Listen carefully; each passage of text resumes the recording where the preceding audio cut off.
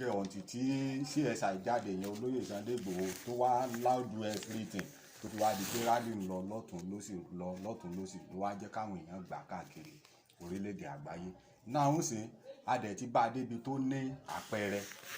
a sì ti rí i pé àwọn ìjọba Nàìjíríà tá a wà yìí wọn fẹ́ wípé ká break away,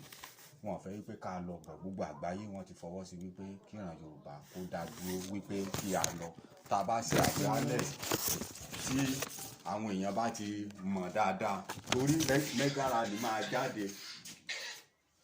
láìpẹ́ yìí, wọ́n á pè fún mega rally pé kí everybody jáde ládùúgbò ẹ̀. Nífùn níbi tí wọ́n ti program ẹ̀ dé irú àdúgbò yìí ń sìn tó bá tásìkò mega rally yẹn, gbogbo àwọn tó bá wà ládùúgbò yìí wọ́n lè dúró street bí ẹni tí ó máa play sound kó máa play ẹ̀, ká àwọn èèyàn kan mọ̀ pé lóòótọ́ ìran Yorùbá fẹ́ dá dúró, a fẹ́ kù ní Nàìjíríà. So gbogbo àwọn tó dẹ̀ ṣe agbátẹrù ètò yìí wọ́n ti program